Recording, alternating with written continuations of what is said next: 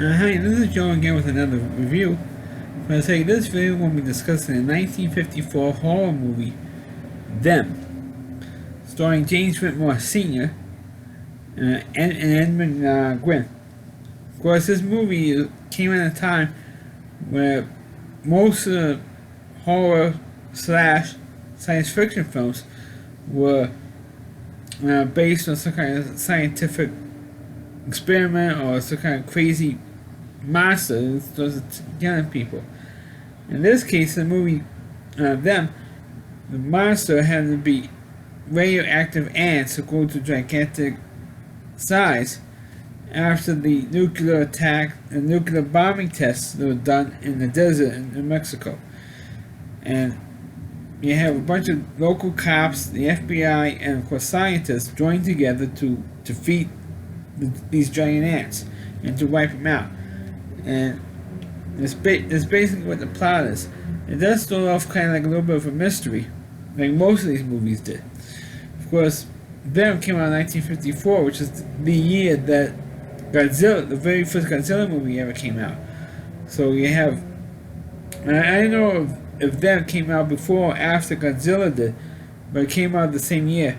And it's, after this movie, because one, and not only that, but after Godzilla, you have one monster movie after another.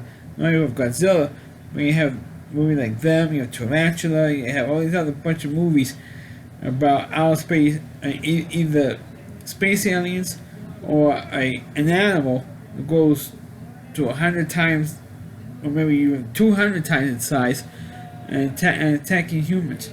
And the humans fought back, and eventually, of course, by the end of the movie, wins out by the help of some local scientists.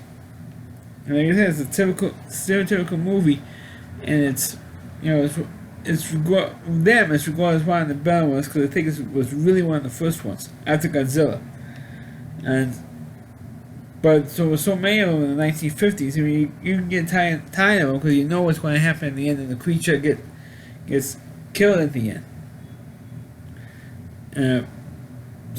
But this movie was not, I didn't think it was that bad because I did kind of like the mystery a little bit. But the problem with this film, unlike other monster films like this, came out at a time, it's like much more short. It's usually less than 90 minutes. This movie, I'm not sure the exact runtime, but it's got to be at least more than an hour and a half in this movie. And this movie does drag at points, because naturally, movies like this, you always want to see the monster, and you want to see how they kill it, but they spend way too much time talking about the anatomy of an ant. They spend too much time on how an ant reproduces. So if you go after the queen, if we kill the queen, or if we kill all the ants in the nest, they won't reproduce, or to get at the ants before they either reproduce or hatch out the eggs. We have to get them before they do that, and they spend too much time, a lot of exposition in this film, which it's one thing to have an exposition scene to sort of why you have ants that this big, and they came up with because it must have been affected by the radiation for the nuclear bomb tests. On the atom bomb test we had here in New Mexico. That's the explanation they gave, but they, like I just said, they spent way too much time explaining the anatomy of an ant and all that type of stuff, and how they reproduce and how they fought, to mate with the queen and all that type of thing. And of course, the person who does all that exposition was played by Edmund Gwynn. Of course, the only other famous role that Edmund Gwynn, or the only role really that Edmund Gwynn was known for, is a movie he did 7 years earlier, which was the original when he played Kris Kringle in the original Miracle on 34th Street film. And it's kind of weird to see him without the beard, because so used to him being in that one movie that it's strange to see him in another role. And I think that agrees with you do recognize that voice. I mean, the voice is unmistakable. But to see him without the beard and wearing the Santa Claus suit, It's really, really weird to see him in another role other than that one. It's kind of like seeing John Wayne without seeing him in a cowboy outfit. You know, those westerns he did. Or wearing an army, a military uniform. But he's in so many war pictures. To see him without any of that stuff, it's weird to see him that way. That's what I felt about Edmund Gwynn. Because this is only the second other movie I've seen him in, and he did a pretty good job trying to explain what's happening and trying to explain, you know, the ads. I think he did a good job on it, but those scenes, like I mentioned already, went on way too long, and to me dragged the movie down. And actually, you want to see them trying to, you know, destroy the ants and to fight back, which of course they eventually did, and they succeeded. But you know, the movie I felt was dragged too long with all these exposition scenes, dragged too much.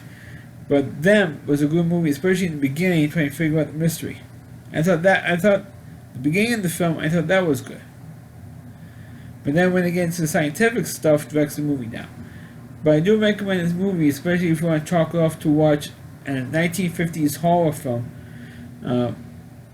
You know, to cross up, because we are in October, and October 2019, it's Halloween season. We're less than 16 days to Halloween 2019, so it's good to watch a couple of good scary movies.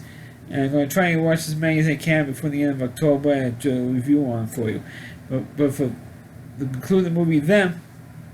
So Them, I thought it was a good movie, but I think it could have been better if they cut out half of the exposition stuff. It would have been better. This is my review. The end of my review of the movie Them. Please click on the video. Please rate it.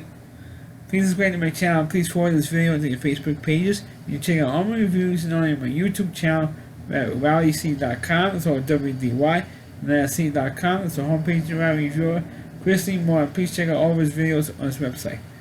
Thanks for watching, and catch you next time.